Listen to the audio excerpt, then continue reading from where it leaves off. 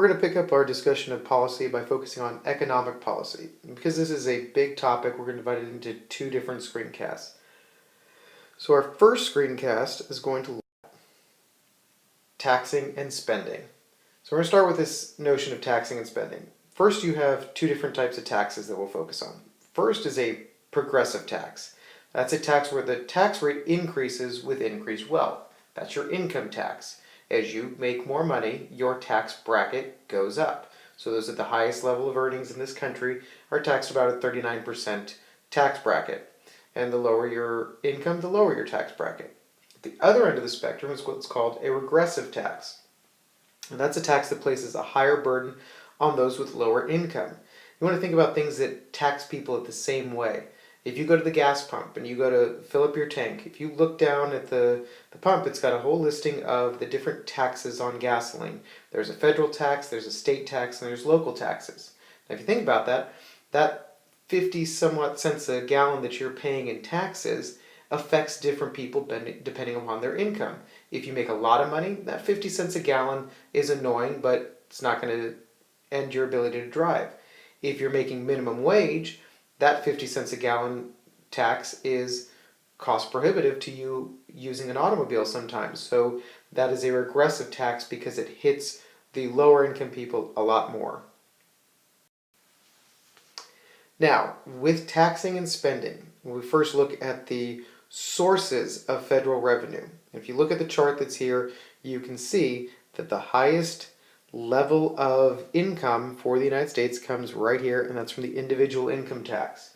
Now, originally, it was an income tax that brought in most of our government money. It was tariffs and excise taxes.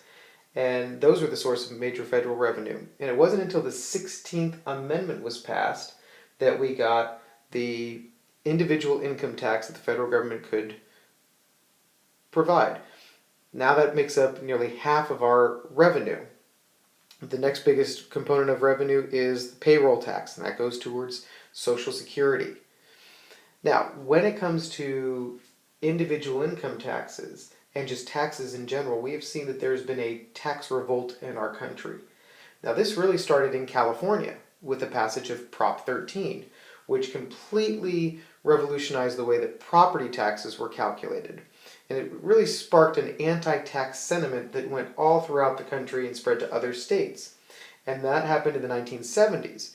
Then you get someone like Ronald Reagan coming into office in the 1980s, and he promised tax cuts. George Herbert Walker Bush made a promise when he was being nominated as the Republican nominee for president that he would have no new taxes. And then during Clinton's term, we saw a little bit of a rollback of this anti-tax sentiment. We had an increase in the upper tax brackets. But then George W. Bush comes in, and the big signature piece of legislation that George W. Bush passed was a $1.36 trillion tax cut that went over 10 years. Those expired, or were set to expire in 2011, and that sparked a whole new round of budget negotiations between the White House under Barack Obama and the Congress controlled by the Republicans, especially the House controlled by the Republicans. Now, when it comes to spending that revenue, there are two different categories of spending. There's discretionary. That is the type of spending that the government has choice over. They can make decisions on that. So when we decide to build new roads or commit money to education or to health research, those things that we discussed during our Senate simulation, those are all discretionary items. Military spending is another part of our discretionary spending. It is the largest component of our discretionary spending. Now, at the other end of the spectrum is non-discretionary spending. This is stuff that government must spend the money for. These are programs or commitments previously made, so we are obligated to spend this money. Now, if you look at how our money is spent, there are several different categories here. If you look at the biggest, Medicare and Medicaid. So that's our nation's commitment to health care for the elderly, that's Medicare, and Medicaid, which is the poor. That's about 25% of our federal budget. Next up is Social Security. That's 23% of our budget. Now these two numbers, these two components right here, they're going to stay the same no matter what happens year in and year out. There's not an annual review of those things. They're not part of the budget process. They are automatic spending each year. Something else we have to spend each year, we have your net interest on the federal deficit. You have other mandatory spending components. So if you look at what's really going on, there's a very small percentage of our budget that is discretionary. And if you take defense out of that, because we have made a commitment to our military, we're looking really at a focus on about 17% of our budget that we can really get to year in and year out. Now, embedded in that discussion is this whole idea of entitlements. This is automatically spent. It's not reviewed each year. It is automatically spent. Social Security, Medicare, federal pensions, interest on the national debt. These are the things that Congress is obligated to spend and will have to spend at the same and increased rate year in and year out unless they change the law. This makes up about 2/3 of the federal budget and leaves Congress and the president with very little wiggle room when it comes to controlling spending. Now, we've looked at the budget process a couple times in class, but it bears repeating going through the process. Now, the whole thing starts with the executive branch. So this is where the executive branch comes in. The Office of Management and Budget, right here. They're the ones that provide guidelines to agencies. They tell the agencies what kind of spending parameters they're going to have. They examine the budgets of all the agencies and the spendings that they did the year prior. So they give the guidelines, the agencies give their drafts, OMB reviews the drafts, the federal agencies go back and revise, and then finally give OMB a final budget, and then the president submits his budget request to Congress. Then Congress takes over. Now, Congress has something called the Congressional Budget Office, the CBO. They're the ones that do an independent check on all the president's numbers in the Office of Management and Budget. Now, during this process here, when it's all in Congress, you have certain committees that are very influential. You have the Budget Committee. They're the experts on the federal budget, and they kind of start the whole process.